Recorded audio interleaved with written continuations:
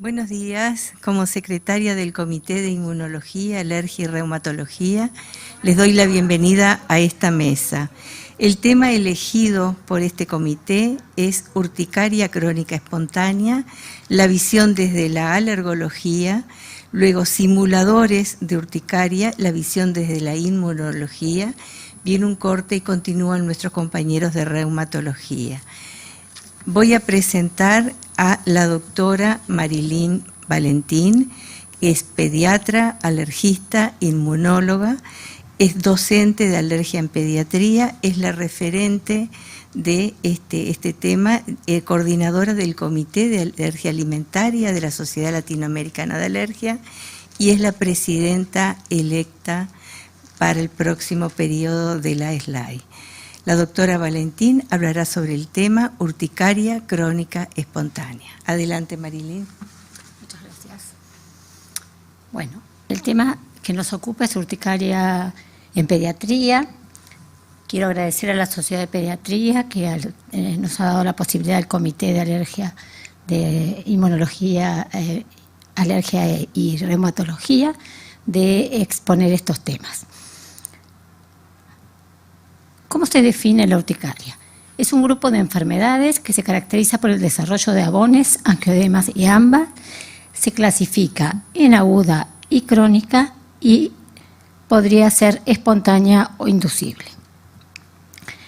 La urticaria, entonces, según la Revista Alérgica de México, según la UAO, se presenta con ronchas, edema de la dermis, diferentes formas y tamaños, son transitorias, porque duran aproximadamente menos de 24 horas, podrían ser pruriginosas, presentan sí o no ardor y se presentan con y sin angioedema. En este trabajo ellos encontraron que el 40% presenta urticaria, el 10% presenta angioedema y en el 50% presentan ambas.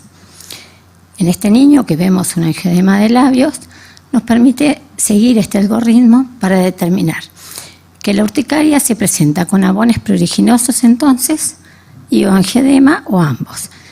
Si se presenta menos de 6 semanas estamos hablando de una urticaria aguda y si se presenta por más de 6 semanas estamos hablando de una urticaria crónica.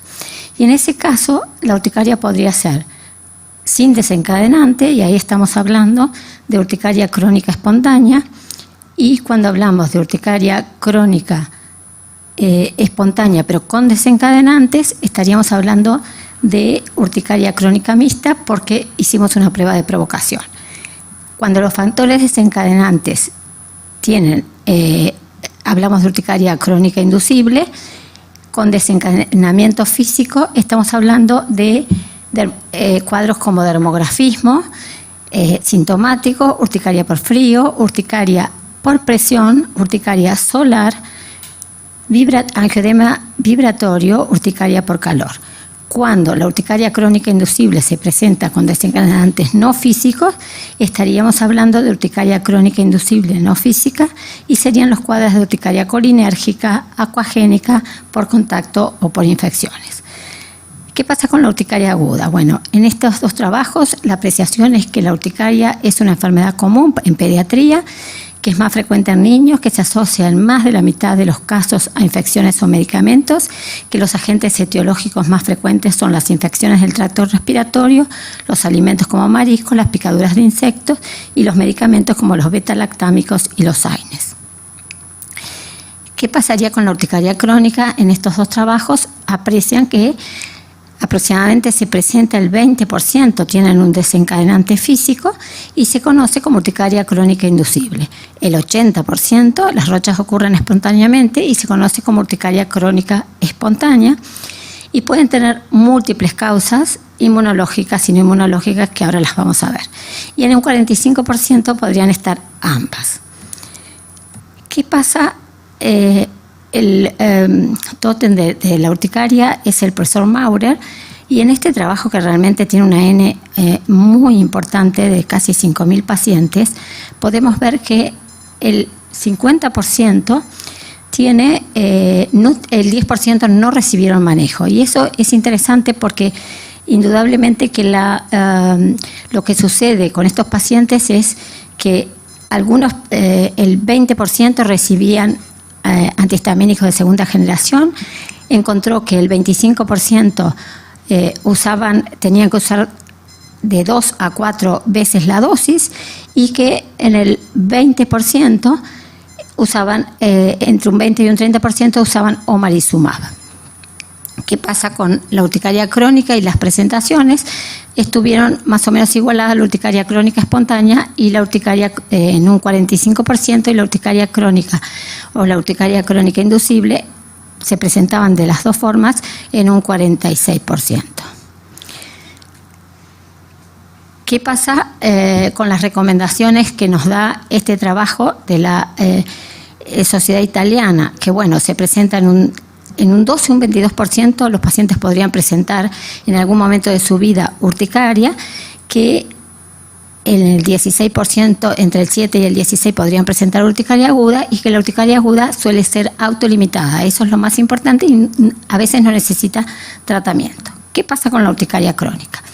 Bueno, la urticaria crónica en este trabajo del British Journal afecta aproximadamente al 1% de la población. O sea, los casos que nosotros no podemos resolver se presentan a nivel mundial alrededor entre 1 y 1,5, y en la edad pediátrica la frecuencia es igual en varones que en niñas. Suele durar a veces años, es un cuadro difícil de resolver, y entre un 25 y un 75% de los pacientes tardan más de un año en implementar un tratamiento eficaz. Eso quiere decir que tenemos que ser más...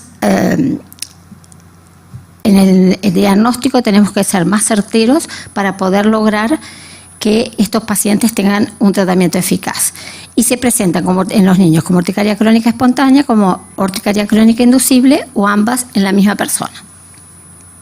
¿Qué pasa con la epidemiología? Bueno, las regiones geográficas, América Latina tiene 1,5 de porcentaje, Asia 1,4, Europa 0,5 y América del Norte 0,1%.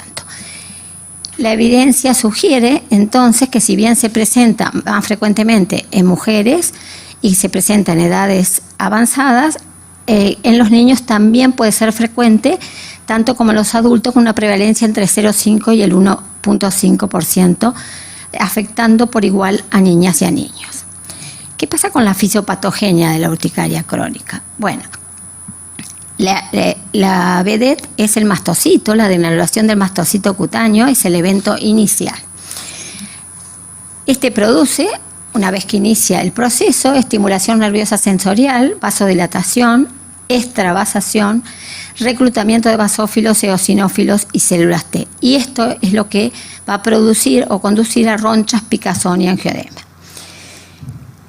En la urticaria crónica espontánea también ahora han tenido más presencia o se han detectado alarminas, que son citoquinas de tipo 2 innata que liberan interleuquina 33, interleuquina 25 y la linfopoietina. Es un mecanismo que debemos conocer. Pero ¿qué pasa dentro de este proceso? ¿Qué pasa con la activación inmunológica y no inmunológica? Si hablamos de activación inmunológica, los neuropéptidos, las infecciones, el complemento, los opiáceos como la morfina, los liberadores de histamina, las proteínas de coagulación, serían lo que produce la activación no inmunológica. Y la activación inmunológica estaría marcada o por IgE, o por IgG, o por complemento, o por linfocitos T. ¿Y esto qué consecuencias trae? La activación mastocitaria con la liberación inmediata con degranulación de histamina, factor de necrosis tumoral, proteasas y heparina. Y las consecuencias de la activación metabólica traen entre 3 y 6 horas mediadores lipídicos, prostaglandinas y leucotrienos, y después de 6 horas producción de citoquinas, quimoquina y reclutamiento inflamatorio. Entonces los mecanismos que tenemos son por alergenos, hipersensibilidad de tipo 1, autoanticuerpos, y ahí se va a dedicar más la doctora Cancela, con IgE contra autoalergenos o autoinmunidad de tipo 1, IgG contra el receptor de la IgE, IgG contra la IgE, autoinmunidad de tipo 2B, pseudoalergenos, el patrón molecular de patógeno, las citoquinas TH2, los receptores del complemento C5A y los receptores hormonales y por último los factores físicos. ¿Cuáles son las formas de presentación de la urticaria? En este algoritmo de urticaria se presenta, dividimos un poco, es para ver la parte de autoinmune y cómo llegamos a la urticaria crónica, inducible y espontánea. Las ronchas, cuando presentan fiebre, artralgias o malestar, podríamos pensar en una enfermedad autoinflamatoria y entonces ahí estamos hablando de una urticaria autoinflamatoria. Si la duración es mayor de 24 horas, no podemos dejar de descartar la vasculitis y ahí tenemos que pensar en una biopsia y tenemos entonces la presentación de vasculitis urticaria. Pero si pensamos en que los síntomas son inducibles y buscamos las causas que ya algunas hemos dicho, vamos a pensar en la urticaria crónica espontánea. Y si hacemos prueba de provocación, podríamos pensar en una urticaria crónica inducible. Si se presenta angioedema, vamos a ver que ahí puede ser un hereditario o adquirido, y el angioedema hereditario adquirido, el adquirido es por AINES o antiinflamatorios no esteroideos o por IECA, que en los niños no se presenta tanto y ahí tenemos la diferencia entre angioedema hereditario o el adquirido. Bueno, entonces, ¿qué pasa con el tratamiento de la urticaria en pediatría? Bueno, ahí tenemos que identificar y eliminar las causas que dijimos, evitar los factores desencadenantes. Si hubiese AINES, interrumpirlos, evitar estímulos físicos, erradicar infecciones, procesos inflamatorios, reducir el estrés físico y el manejo dietético de pseudoalergenos y histaminoliberadores. Para suprimir esos síntomas lo que tenemos que utilizar es antihistamínicos de segunda generación, aumentar, si con ese paso no resulta el tratamiento, deberíamos aumentar la dosis, ya vamos a ver las guías, y podemos hacerlo hasta 4 veces lo convencional. Si tiene exacerbaciones, le vamos a hacer ciclocortes de esteroides, vamos a utilizar, si con ese paso no resulta, aparte de los antihistamínicos, omalizumab. Si es necesario, vamos a utilizar inmunosupresores y si es necesario, vamos a hacer la reducción de anticuerpos funcionales. Entonces las guías, hay muchas guías, esta es una guía de 2021 que recomiendan algo bien claro para el pediatra. El tratamiento tiene como objetivo el alivio de los síntomas, lo que significa aumentar y disminuir el curso de la enfermedad. Y los antihistamínicos H1 de segunda generación son la terapia de la primera línea para la urticaria crónica espontánea. Otros agentes se utilizan como complemento. Sin embargo, la urticaria aguda, algunas consideraciones dicen que el 95% se controla solo con antihistamínicos y sin medicamentos muchas veces. El resto, aumentando las dosis del medicamento, los controlan y solo un 1% de esos pacientes podrían convertirse en crónicos. La ansiedad puede aumentar la severidad y en ocasiones requerir terapias extra. Si hablamos de la urticaria crónica, más del 75% se controla con antihistamínico y solo el 25% serían resistentes. Y la tercera y cuarta línea, que ya lo vamos a ver en las guías, omalizumab y ciclosporina, controlan la enfermedad solo en 2/3 de los pacientes. 1/3 nos queda sin controlar. Y la ansiedad y la depresión nuevamente se vuelven a presentar. Es un cuadro que realmente genera disminución de la calidad de vida de nuestros pacientes y de la familia. ¿Cuáles son los antihistamínicos que deberíamos utilizar? Bueno, los conocemos todos: loratadina, desloratadina, cetiricina, levocetiricina, fexofenadina, rupatadina y la bilastina. Pero todos estos, que en la columna siguiente están las dosis, tenemos que tener en cuenta los efectos adversos que producen en algunos, que producen somnolencia, en algunos que realmente alteran la calidad de vida cuando el niño va a la escuela o socialmente. ¿Qué pasa con la eficacia de estos antihistamínicos? No está probada todavía. El 90% de los niños pueden controlarse con antihistamínicos de segunda generación en dosis autorizadas o aumentadas. Los antihistamínicos H1, digamos, de primera generación deben evitarse por el potencial capacidad de cruzar la barrera hematoencefálica y producir sueño. En la urticaria crónica refractaria, los antihistamínicos, cuando no funcionan con antihistamínicos, el omalizumab reduce los síntomas en forma eficaz, pero recordemos que se usan a partir de los 12 años de vida. La ciclosporina, en una dosis inicial de 3 a 4 miligramos kilo día, con ajustes lentos, podría ser segura y eficaz. Y los antileucotrienos no están probados, no existe evidencia suficiente para utilizarlos. Ahí discutíamos con Elena qué hacemos cuando el cuadro es leve y cuando moderado y cuando severo. Bueno, cuando el cuadro es leve usamos los antihistamínicos de segunda generación, no sedante, pero si no tienen mejoría en 24 o 48 horas podríamos duplicar esa dosis de segunda generación, y si no tiene mejoría en 24 horas porque la ansiedad de la mamá nos va a presionar, podemos valorar la alternativa de dosis de antihistamínico de segunda generación con un ciclocorte de corticoides. Y cuando el cuadro es grave, ya directamente empezamos con antihistamínico y con ciclocorto de corticoides. Si el paciente presentara anafilaxia, recordemos siempre que debemos utilizar epinefrina autoinyectable como primera línea de tratamiento. Entonces, en el manejo, después vamos a ver las diferentes guías. La Jackie Gailen, que la dirige Maurer, y la Mundial de Alergia, refieren que en la primera línea uno debe utilizar un antihistamínico de segunda generación a dosis habitual, que si en 2 semanas no responde ese antihistamínico de segunda generación no sedante, se puede llegar de 2 a 4 a la dosis habitual. Considerar antileucotrienos, pero no está probado su uso ni su mejoría. Y en una tercera línea, el manejo del especialista, y ahí es la diferencia. O sea, hasta ahí va el pediatra, en la tercera línea empieza la ciclosporina y el omalizumab con manejo del especialista.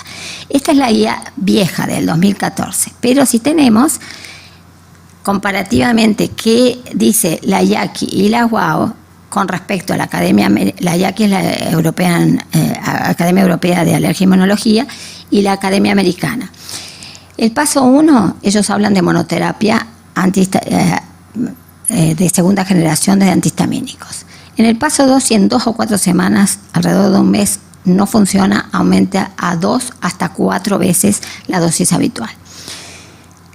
Da un paso 3, aumentar los antihistamínicos de segunda generación y colocar omalizumab si el paciente tiene más de 12 años.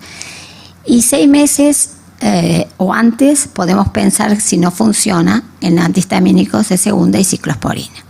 Y ahí uno va decidiendo, de acuerdo a cada paciente, en una medicina personalizada, qué vamos a utilizar. La Academia Americana de Alergia y el College de Alergia de Estados Unidos habla de 3 pasos. Monoterapia, para evitar desencadenantes de antihistamínicos de segunda generación. El paso 2, aumentarlo y poner otro antihistamínico de primera. Son los primeros que hablan de utilizar de primera generación. Cuando la terapia máxima de hidroxicina el paciente no responde, recién pasamos al caso 4, que estamos hablando de omalizumab ciclosporina. Entonces, mientras que las guías americanas y de la Sociedad de Pediatría Argentina hablan de 3 pasos, la europea habla de 4 pasos. Simplemente lo que tenemos que adoptar es la que a nuestro paciente nos sirva y hacer una medicina personalizada. Ya pasando a los biomarcadores, en urticaria no tenemos un biomarcador que nos determine que la urticaria crónica es espontánea. La vasopenia nos da una información insuficiente. La activación de la cascada de la coagulación nos dice que podrían ser más graves, en un 50%, que van a tener mala respuesta a los antihistamínicos y a la ciclosporina. Y la urticaria crónica espontánea grave, autoinmune por IgG, mala respuesta a la omalizumab. La urticaria crónica espontánea grave y una enfermedad alérgica mediada por IgE son los mejores candidatos para una buena respuesta al omalizumab. ¿Qué pasa con los predictores clínicos y bioquímicos de falta de respuesta. Si en algunos países buscan el dímero D, que cuando está alto, que tienen los pacientes que tienen tratamiento previo con corticoide y con puntuaciones de baja calidad de vida, esos pacientes nos van a andar mal y tenemos que tenerlo en cuenta. El omalizumab no va a resultar si el paciente tiene niveles de IgE total bajo, y la ciclosporina va a actuar no siempre bien cuando tienen resultados positivos al BHR, que es la liberación de histamina por basófilos.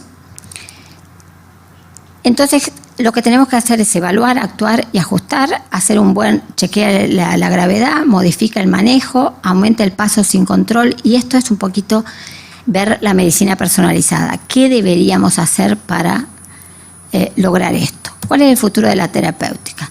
El omalizumab, anti-IgE, el ligelizumab es otro anticuerpo monoclonal anti-IgE, el dupilumab, que inhibe los efectos de la interleuquina 4 y 13, el tezepelumab, que es un anticuerpo de linfopoietina, el benzarrilumab, el mepolizumab, el reslimumab, que son anticuerpos anti-L5, y el anticuerpo contra MRGPRX2.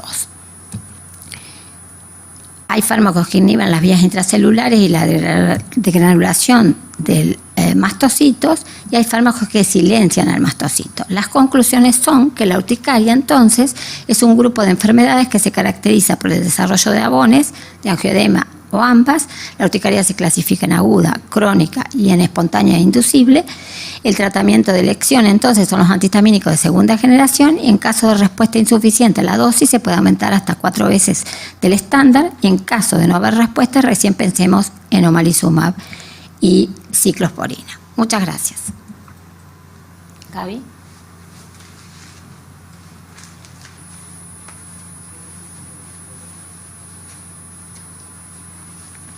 Bueno, gracias, doctora Valentín. Ahora vamos a presentar a la doctora Gabriela Cancela, que es pediatra, inmunóloga, ex asistente de la Clínica Pediátrica B y es integrante del Comité de Inmunología, Alergia y Reumatología. En el caso de la doctora Cancela, va a hablar del tema de simuladores de urticaria. Adelante, Gabriela.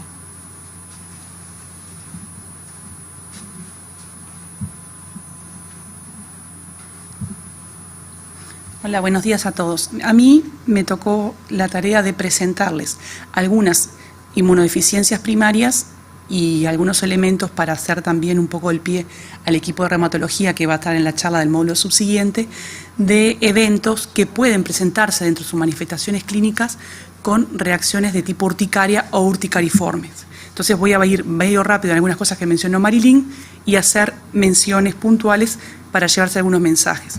Les quería presentar este trabajo que es de este año 2021, que son las guías del grupo de alergia de la Sociedad Argentina de Pediatría, que es un documento que está bastante sencillo y creo que va a aportar a los pediatras como para revisión rápida y poder orientarse un poquito y resumir un poco de lo que les habló Marilyn y algunas cosas que le voy a mencionar yo para cuándo pensar o cómo pensarlo distinto al paciente. Simplemente recordar lo que dijo Marilyn, tenemos que saber si el EDAR es aguda o crónica, si dura menos de 6 semanas o supera este periodo de tiempo su presencia, que la aguda es por lejos la más frecuente, que la aguda de mecanismo alérgico que conocemos todos los pediatras es la más frecuente y que en pediatría la urticaria crónica es el 0,1% de la población. Pero bueno, es que las hay y las que tenemos que tener presente.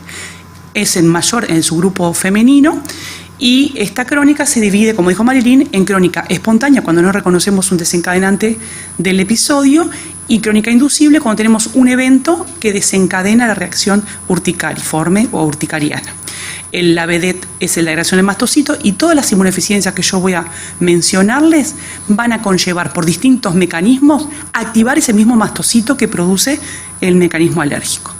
Esta es la definición que tenemos que tener todos los pediatras de urticaria presente para pensar cuando se salen de esta definición clínica, en qué otras cosas podemos pensar. Presencia transitoria de abones o ronchas, de tamaño variable, son eritematosas, son sobrelevadas, pruriginosas, pican, no duelen, desaparece la digitopresión cuando lo examinamos, se puede o no acompañar del angioedema, que es la infiltración dérmica y tejido celular subcutáneo de la dermis, y no dejan secuelas cicatrizales, ni lesiones, ni máculas, ni manchas, ni se acompañan de lesiones tipo hematomas o vasculíticas. Y en el caso de los que tienen angioedema acompañante, la resolución, si bien puede llegar a 3 días, las lesiones cutáneas de piel, de ronchas y abones, resuelven en el correr de 1 a 24 horas y son las que corresponden a los fármacos antihistamínicos. Las que salgan de alguna otra cosa de esta definición son las que nos van a orientar a pensar en otros elementos. De la clasificación de urticaria crónica, yo les voy a hablar de los 2 subtipos, de la espontánea, que es la que se centró en la charla de la doctora Marilyn, y de las físicas, porque en estos subgrupos encontramos descripciones de inmunodeficiencias primarias que se comportan por mecanismos y se presentan de esta manera y pueden ser simuladores de una urticaria habitual. La autoinmune por lejos es la más frecuente y, como dijo la doctora Marilyn y mostró el mismo esquema, hay 2 subgrupos de autoinmunidad que desencadenan y estimulan el mastocito, las que son por anticuerpos IgE o autoanticuerpos contra antígenos propios, y ahí participan autoanticuerpos contra proteínas de la tiroides, por eso la enfermedad, la tiroides autoinmune se puede asociar mucho y es frecuente. Van a ver factor tisular, anticuerpos tiroides y demás, y la que son IgG, IgA, IgM, que es mecanismo autoinmune sobre esos elementos, que pueden ser dirigidos contra la propia IgE, o inmunoglobulina que media la alergia, o contra los receptores del de alta afinidad, tipo 1, o el de baja afinidad. Sea cual sea, se termina desencadenando granación de mastocito y liberación de todos los mediadores que mencionó la doctora Valili. En este es un grupo importante que vamos a encontrar, algunas vamos a mencionar, pero también encontramos otras inmunodeficiencias primarias que se presentan o se manifiestan como si fueran urticaria crónica de tipo inducible, sobre todo las físicas. Algunas, y el subgrupo más grande, son con desencadenantes por frío o agravación ante el frío, y hay alguna descripta de tipo urticaria desencadenada motivada por vibración que les voy a mencionar. Dentro del subgrupo urticaria con angioedema, en descripciones con inmunodeficiencias primarias del tipo autoinmune, el más frecuente de las patologías de este subgrupo son el subgrupo conocido dentro del grupo humoral o déficit de anticuerpos, y dentro de ello el clasificado como inmunodeficiencia común variable, que recordamos que se acompañan de descenso de 2 de las inmunoglobulinas, IgG e IgA sobre todo, pudiendo también estar disminuido la IgM. En el grupo de esta autora, de Cunningham-Randles, que es una autora que trabaja muchísimos años en este grupo de pacientes, se ha publicado un montón, en el año 2002 provocó este trabajo que tenía 256 pacientes y en ellos se encontró 6 pacientes que se presentaron como manifestación clínica inicial con urticaria crónica. Todos fueron pacientes de más de 20 años, pero como verán en la segunda columna, los síntomas habían aparecido de 16 meses, de semanas, hasta 7-8 años previos. En estos pacientes teorizan que varios mecanismos pueden coexistir para que se facilite esta situación, que asocian enfermedades autoinmunes, por tanto la presencia de esos autoanticuerpos de la autoinmunidad de tipo 2 pueden estar presentes y mayormente presentes en este subgrupo de población, y que de los 6 pacientes que muestran, en 3 de ellos hicieron estudio de inmunocomplejos circulantes y en 2 de los 3 estudiados encontraron que los tenía. Entonces, esta activación y consumo de complemento por inmunocomplejos podría ser otro de los mecanismos. No es un grupo ni está una patología por el N profundamente estudiada, pero es lógico que sea así. Y en aquellos que por su enfermedad, no por la urticaria, tenían indicación de suplementación con gamma-globulina endovenosa, mejoró la urticaria luego de la gamma-globulina. Entonces es otro elemento más que apoya que por su efecto inmunomodulador mejoró la manifestación de la urticaria. No quiero decir que la urticaria se trata con gamma-globulina en ser crónica, y ya lo vieron con lo que explicó la doctora Marilyn. Los pasos son otros y en el que la precisa por la patología de base. Entonces, en este otro grupo que habla sobre manifestaciones cutáneas en inmunodeficiencias primarias, habla de todas las tipo eczema, que no las voy a traer acá, y el subgrupo de urticaria o angioedema, y menciona 3 grandes grupos. El primero es una deficiencia de anticuerpos asociada a mutaciones en una proteína de traducción de señal que se llama fosfolipasa C gamma 2, que también está entre subgrupo de deficiencias humorales, y seguramente muchas de esos común variables podrían tener alguno de estos otros grupos. Se manifiestan por tener una mutación que activa profundamente, o sea, la mantiene con aumento de función y mantiene señalizando y hiperactivado ese mastocito. Y el frío es uno de los desencadenantes o agravadores de la urticaria. El 100% de los pacientes presentan una urticaria sensible al frío y teniendo otros desencadenantes, estrés y demás, y después en menor o mayor grado asocian deficiencia de anticuerpos y la clínica acompañante de infecciones recurrentes, a enfermedades autoinmunes, a granulomas, autoinflamatorios, a destacar. Y hay otra que es mucho más rara, que es familiar autosómica dominante en ese gen llamado así simpático ADGR2, que la sigla no significa el nombre de ninguna proteína ni nada, pero que básicamente esa proteína es una proteína anclada a la membrana del mastocito.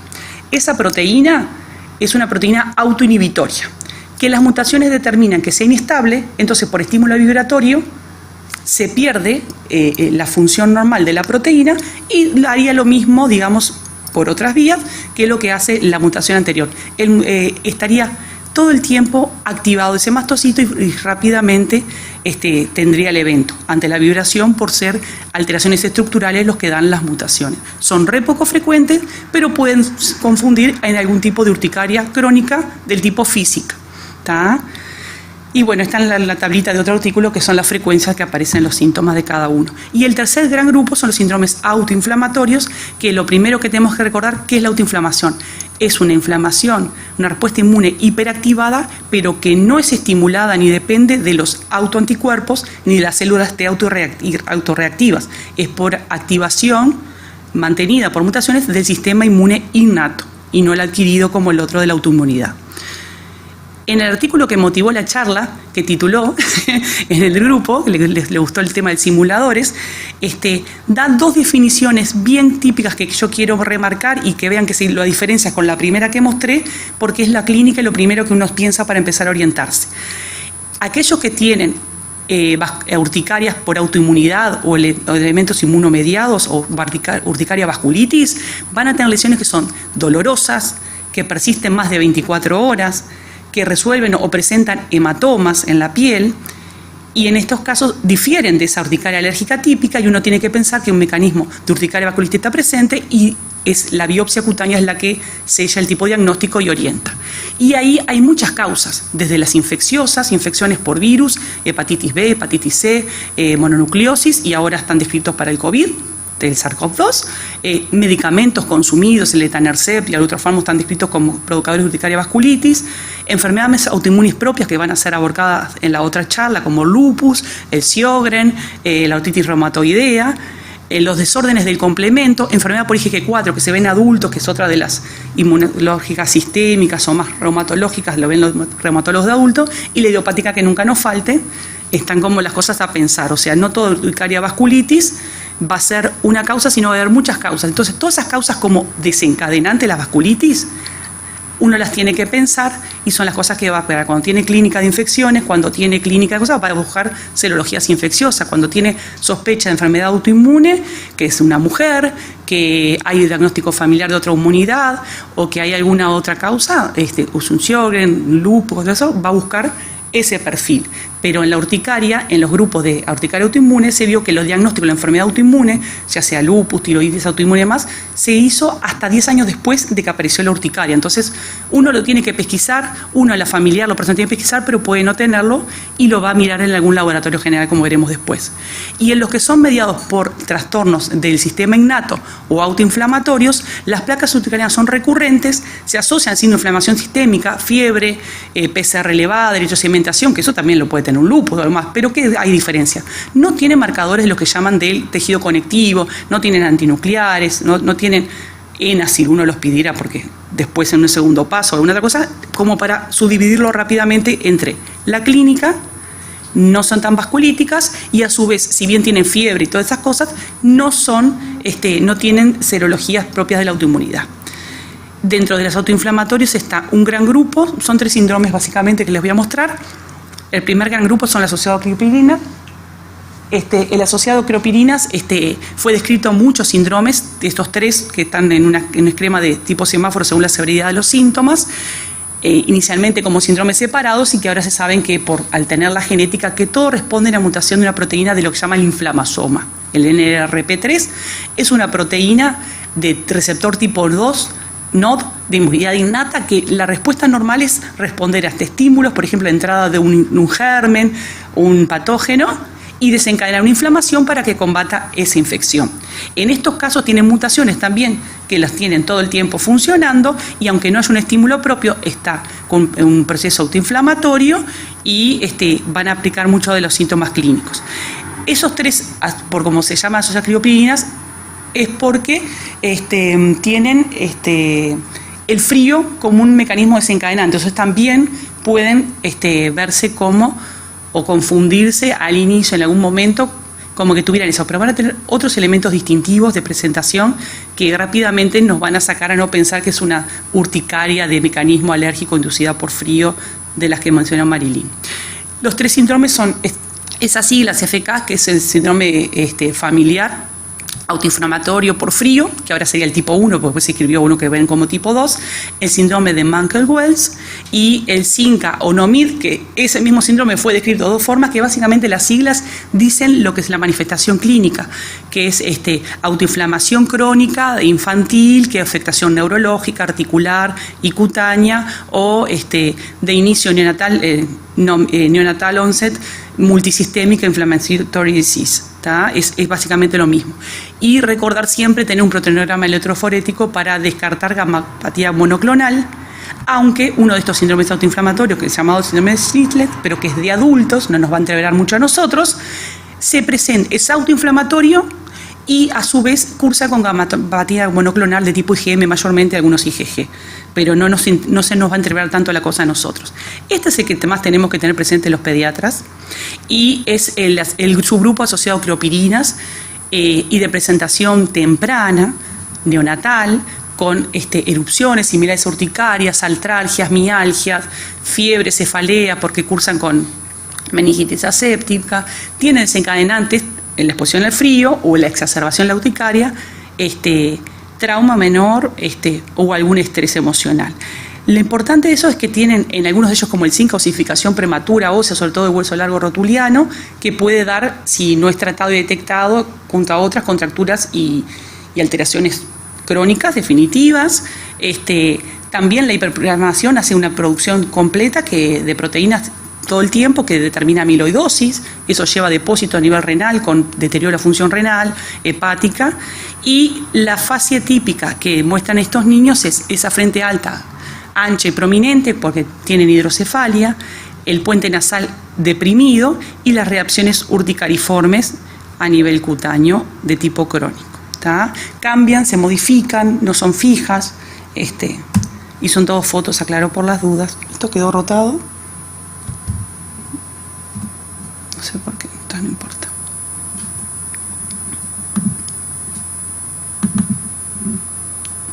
Esto básicamente era para centrarles, que está de costado, no se va a ver, en que de la definición inicial común tenemos algunos elementos, los clínicos del tipo, para pensar cuándo es de tipo antiinflamatoria y cuándo es vasculítica, que si consume el complemento en el laboratorio inicial pensamos más en urticarias vasculíticas y si tiene fiebre, PCR elevado, sin autoanticuerpos, el resto. Simplemente para mencionar, es una enfermedad que la ven y la pueden ver muchos reumatólogos, pediatras, hematólogos, porque es una deficiencia de una enzima, la adenosíndiaminasa de tipo 2, que cursa con manifestaciones de tipo vasculopáticas o tiene una reacción urticaria de tipo vasculítico, pero de libido racemosa, es distinta a las otras descritas, pero el espectro es tan amplio como ven, vasculopatía, inflamación, pueden cursar con inmunodeficiencia, sobre todo IgM, aunque IgG también, y pueden tener fallos de producción medular, por lo cual pueden caer en hematólogo por citopenias hemáticas, y acá tienen la frecuencia relativa de cada uno de los síntomas. Lo importante es que es de otro grupo. Otras inmunodeficiencias también cursan con vasculitis, pero de otros subgrupos, pero no son tan típicas y hay otros elementos de infecciones, de historia, de niño severo, cuando es un déficit combinado, que nos van a hacer pensar. Entonces, volviendo al artículo inicial que abrí la charla para tener a mano el pediatra, de lo que habló Marilyn, de lo que les hablé yo y de muchas cosas, lo importante es tener una buena anamnesis que recabe los datos de la historia clínica y las cosas que se pueden sacar del examen físico, ya sea cuando consultó con otro colega en la emergencia, en la consulta, o lo que podemos ver en la consulta. Entonces, los posibles desencadenantes todos que pudieran haber, el momento de inicio, cuánto duran las lesiones, la característica de las mismas, la semiología de las lesiones, cómo se distribuían, si se asocia o no un angioedema, si pican, si no pican, si responden o no responden a antihistamínicos, si hicieron ciclos previos, y historia familiar y personal para descartar estas cosas raras, pero que pueden estar presentes, sobre todo autoinmunidad, infecciones o historia familiar de episodios similares, y del examen físico, si están las lesiones, constatarlas, ver si desaparece o no la vitritropresión, la duración, y los laboratorios se plantean en la urticaria crónica, el hemograma completo, la proteína C reactiva, la velocidad de eritrosedimentación, y después eventualmente ampliar estudios si son orientadores de algo. En la urticaria aguda no se plantea ningún tipo de solicitud de paraclínica y otros estudios se verán en conjunto. Estos son cuadros que nos pueden ayudar de ese mismo artículo, que simplemente se los muestro, para ir viendo con nuestro paciente a ver más o menos a qué se parece y orientar cómo vamos a estar. El primero es general, si vamos a la urticaria crónica nos pone toda la lista de cosas a pensar, y acá tenemos cosas más frecuentes que vemos los pretos. Un prurigo alérgico puede dar una urticaria crónica por algún otro estímulo para pensar, una dermatitis hipertiforme en un paciente, sobre todo celíaco. Hay otras cosas que pensar antes de estas que son acá cuadraditos, que las que les mencioné yo como inmunodeficiencias primarias, pero nos puede para servir. Y cuando se asocia al angioedema, como inmunodeficiencia primaria asociada a angioedema, tenemos el angioedema hereditario como causa posible, y hay otras enfermedades que pueden simular, pero la mayoría de los angioedemas son angioedemas alérgicos que responden al tratamiento de la alergia en general. Nada más por el momento.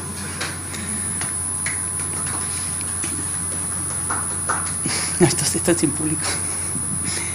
No sé si... Doctora, quisiéramos hacerle una pregunta. Sí, cómo no. En pediatría sabemos que es más frecuente la urticaria aguda, que puede cursar sola o con angioedema, que en general es desencadenada por infecciones, por fármacos o por hipersensibilidad a los alimentos. ¿Qué deberíamos descartar cuando un angioedema es recurrente, cuando tiene mala respuesta a los tratamientos habituales con antihistamínicos y cuando puede a veces afectar vía respiratoria? ¿En qué debemos pensar?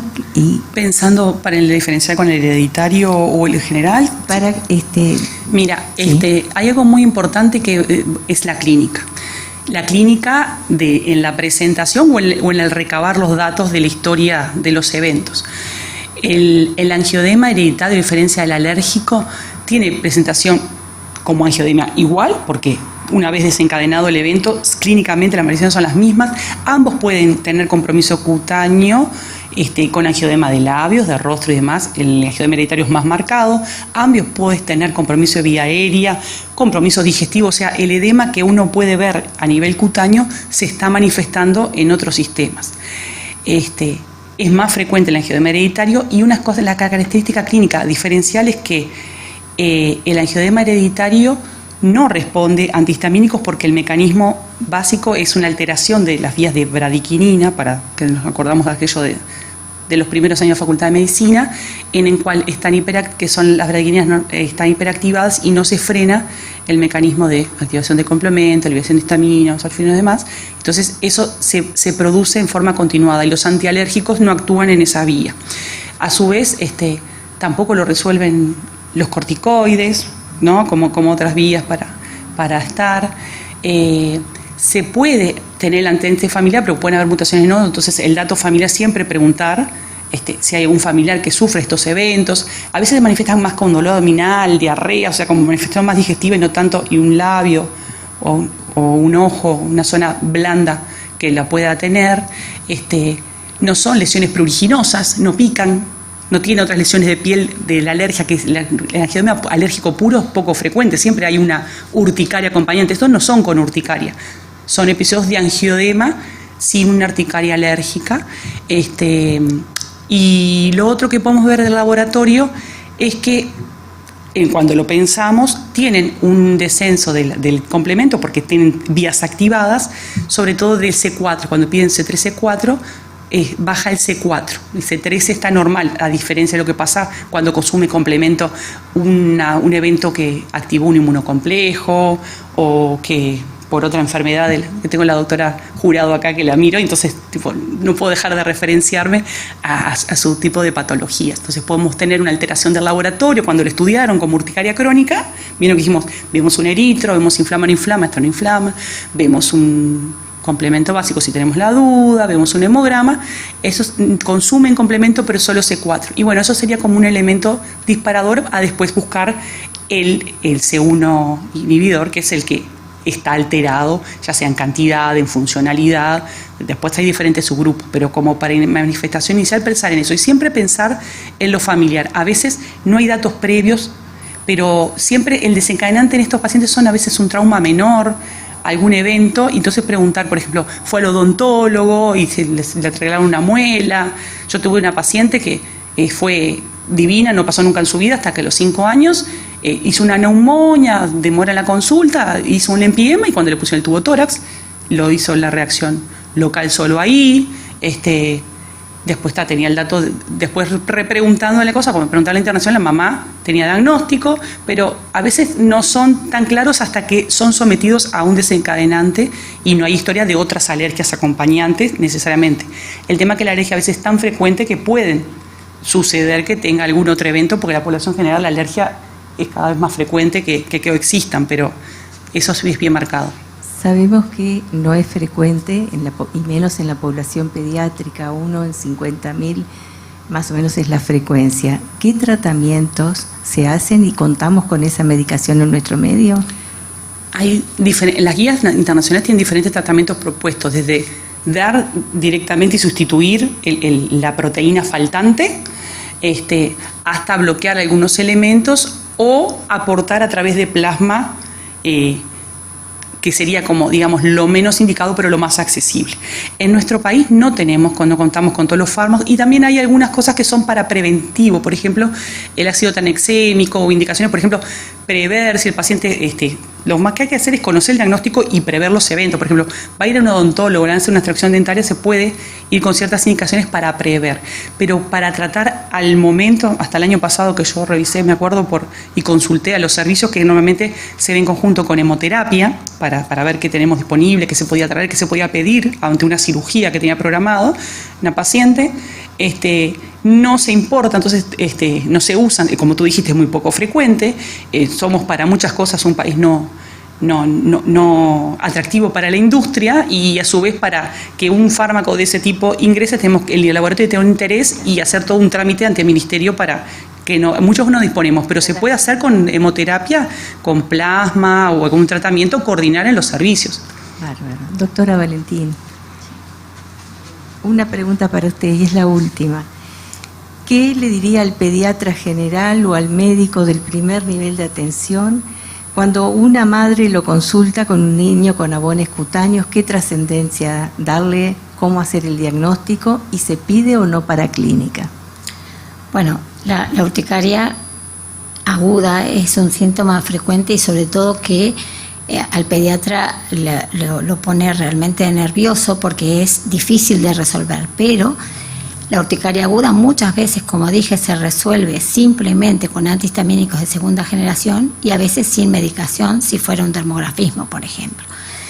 Entonces, cuando eso se prolonga en el tiempo, cuando uno considera que realmente lo presenta muchos días, cuando la mamá demanda otra atención, ahí tendríamos que empezar a estudiar, como dijimos con Gabriela, hacer todo un diagnóstico diferencial de posibilidades. Hay que ver si ese paciente es o no alérgico. Entonces, ¿qué hacemos en la primera línea? En la primera línea atendemos al paciente, le damos antihistamínico. En una segunda línea consideramos los diagnósticos, y ya con un diagnóstico un poquito dirigido y en una medicina personalizada, si es necesario se lo mandamos recién al especialista. Pero en general las urticarias agudas se manejan muy bien y el pediatra está capacitado para hacerlo. Gracias.